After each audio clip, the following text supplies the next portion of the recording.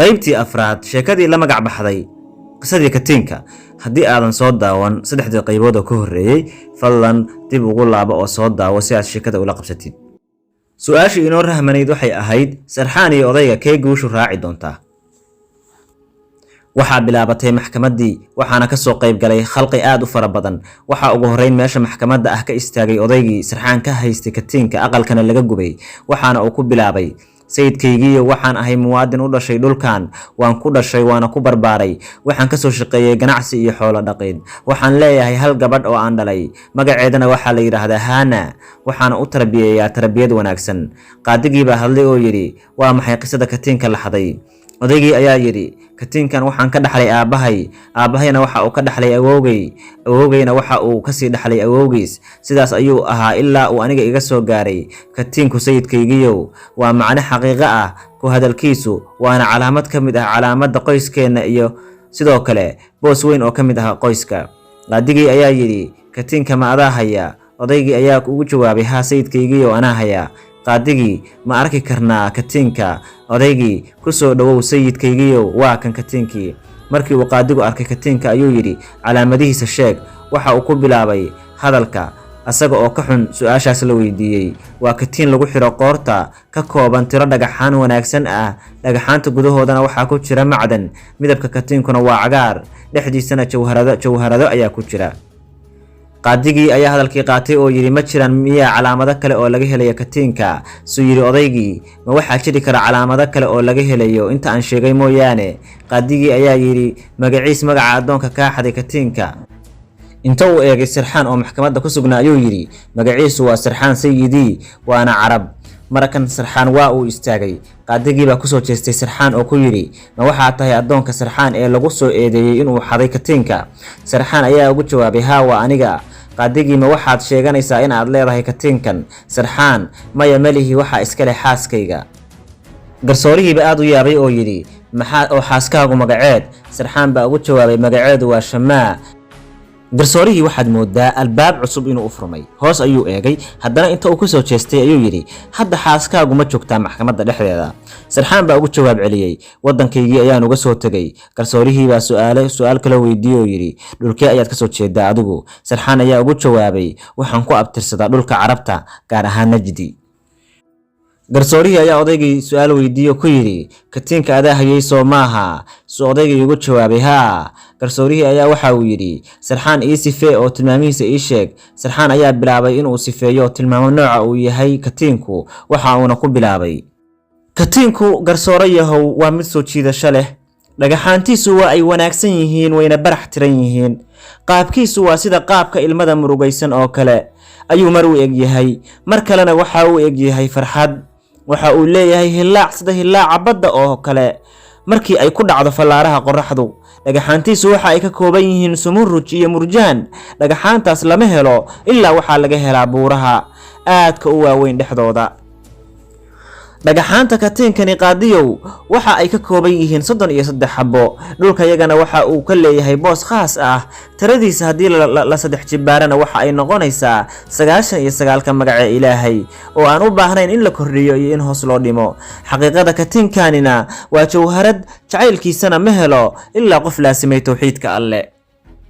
maxkamaddii waa lagu kala dareeray iyada oo ballantii qaadigu dib u dhigay in beri la isku soo laabto. qaadigii ayaa gurigiisa yimid waxaana uu xaaskiisa iyo gabadhiisa ku yidhi maantay waxaa maxkamadda ka dhacday dhacdo weyn. say ku dhaheen noo sheeg. suu yidhi idiin sheegi mayo ilaa ay Shamaa timaado. gabadhii Lutsiyaano ayaa tiri ma u yeeraa aabe? suu yidhi haa. gabadhii waxa ay u carartay dhankii Shamaa. xaaskiisii ayaa ku tiri qaadiga annagu xaq uma lihin miyaa in aan ogaano? suu yidhi maya, waxa uu khuseeyaa Shamaa oo keliya, waana uu dhaqaaqay. waxaa isgarab fariistay Shamaa iyo Lutsiyaano iyo hooyadeed, waxaana hor fariistay kursiga kasoo horjeeda qaadigii. gabadhii yarta ahayd ee uu qaadigu dhalay ayaa tiri maxaa dhacay qaadiga weynow? suu yidhi maantay waxaan eegay masalo maxkamadda ka dhacday oo ahayd addoon xaday katiin soo shabaha katiinkii ay noo sheegtay Shamaa. Shamaaba hadalkii maba aysan sugin waxay tiri waa maxay magaca addoonka wax xaday? qaadigii ayaa yidhi magaciisu waa Sarxaan. inta ay farxday oo geesaha eegtay oo codka kor u qaaday bay tiri Sarxaan. qaadigii ayaa hadalkii qaatay oo yidhi goortaan maqlay sheekada ganacsatada Barsooma waa ninkii Sarxaan soo gatay waan ka shakiyay. Shamaa hadalkii inta uu waday qaadigu wajigeeda waxaa ka muuqday farxad iyo dhoolla cadayn. Qaadigii waxa uu yidhi asagoo hadalkiisa sii wataa labadoodaba waxaan ka codsaday in ay ii tilmaamaan nooca uu yahay katiinku. goortaan dhageystay labadoodaba waxaan helay xaqiiqada. waxaan xasuustay sidii ay Shamaa igu tilmaantay katiinka, waxaana is yeeshay sidii ay Shamaa igu sifaysay iyo tilmaantii Sarxaan ee katiinka. Shamaa baa soo booday oo tiri Sarxaan ma ahan adoon, waa boqor dhalay. qaadigii ayaa hadloo yidhi waxaan ka hadlaynaa waaqaca iyo xaaladda jirta. Shamaa ayaa tiri xukunkii ma riday. suu yiri qaadigii maya ee fadhiga labaad ayaan dib ugu dhignay. saytir Shamaa ma awoodaa in aan ka soo qayb galo fadhiga maxkamadeed ee soo socda. dhanka kale ciidamadii uu hogaaminayay Risqi ayaa soo gaaray geedkii laga qafaashay Shamaa iyo Sarxaan, waxaana ciidamadaasi wada jir ah u daadihinayay Risqi iyo Qaanim iyo Faayid. markii ay hoos taageen geedkii ayaa Qaanim cod dheer ku yiri maanta laga bilaabo geedkan waxaa loo bixinayaa geedkii boqorkii Sarxaan. isla markiiba Risqi ayaa ciidankii ku amray in ay degaan. Qaanim oo ahaa la taliya ayaa isna yiri u diyaar garooba in aad halkan joogtaan muddo dheer. dhanka kale maxkamaddii ayaa bilaabatay, dhammaan dadkii waa soo wada galeen. Shamaa iyadu waa ay ka soo qayb gashay, misana waa ay fariisatay. waxa ay aad u fiirinaysaa si aan libiqsi ah lahayn Sarxaan oo si u walwalsan. waxaa hadalkii qaatay garsoorihii maxkamadda oo yidhi hadda waxaan guda galaynaa dacwaddii Barsooma iyo adoonka Sarxaan ee lagu eedeeyay inuu xaday katiinka iyo gubidda aqalkii sayidkiisa. qaadigii oo hadalkiisa sii wata ayaa yidhi Barsooma ma ku dhaaranaysaa inaad adigu iska leedahay katiinka, mana cadaynaysaa in aysan ku jirin lahaanshaha katiinka wax shaki ah. Barsooma ayaa ku jawaabay waan ku dhaaranayaa. qaadigii adoonka Sarxaanna ka xaday katiinka. Barsooma ayaa yidhi waan ku dhaaranayaa. qaadigii ayaa yidhi isna dhaartaadu waa shayga kaliya ee cadaynaya inaad adigu leedahay katiinka iyo in kale. haddii aad dhaaratidna adoonka Sarxaanna waxaa ku cadaanaysa dembiga xadidda. xukunka tuugnimaduna waxa uu la mid yahay mid khayaano ah, waxaana lagu xukumayaa in la daldalo.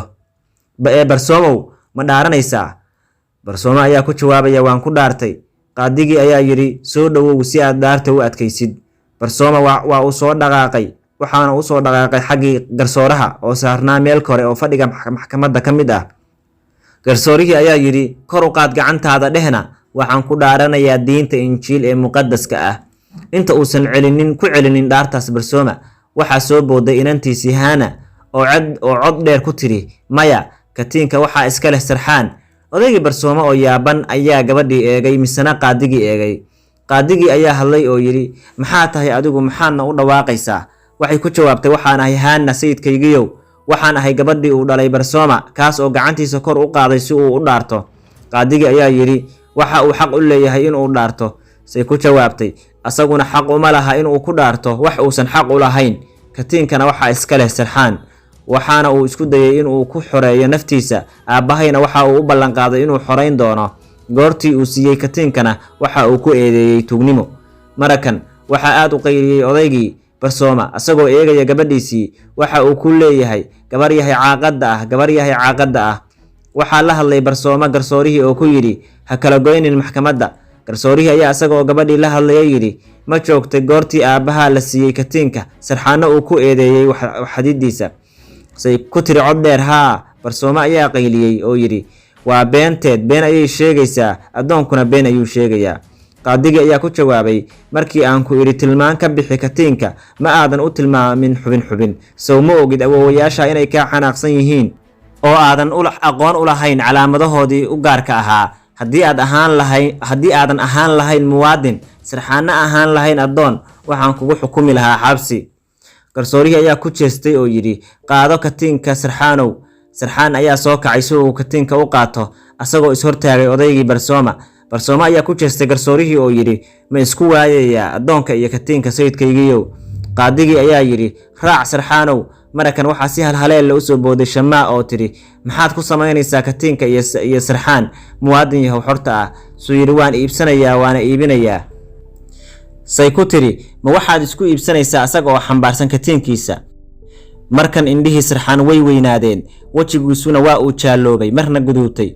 waxa uu kadis u arkay Shamaa, hadalkiisii ugu horreeyeyna waxa uu noqday Shamaa. odaygii misana waxa uu ku jawaabay waan iibinayaa. Shamaa oo fagaaraha soo istaagtay ayaa tiri haddaba u sheeg dhammaan dadka maxkamadda oo idil, kana caddee in aad iibsanayso Sarxaan, kuna bedelanayso katiinka. durba odaygii katiinkii ayuu ku booday oo kala baxay gacanta Sarxaan asagoo leh waxaan ka hor cadaynayaa dhammaan dadka oo dhan inuu Sarxaan yahay xor uu yahay xor. maxkamadiina waa uu ka baxay. Sarxaan iyo Shamaa waa ay is hortaagan yihiin. waxaabad moodaa heestii farxadda in loo shiday. qalbigooda iyo indhahoodaba waxaa buuxiyay farxad. midba midka kale ayuu dhankiisa u soo dhaqaaqay. Sarxaan indhaha ayuu galka kala soo baxay. waxa uu labadiisa gacmood ku qabtay labadeedii gacmood oo labada laab dhexdooda ku qabtay. dhammaan dadkii maxkamaddu waa ay wada istaageen. durba wajigii Sarxaan waa uu isbedelay. asagoo aad moodi dayax buuxsamay ayaa uu qalbiga ka leeyahay aan u laabano halkaas iyo Najdi. Shamaa iyadu way faraxsan tahay oo ay soo eegaysaa Sarxaan.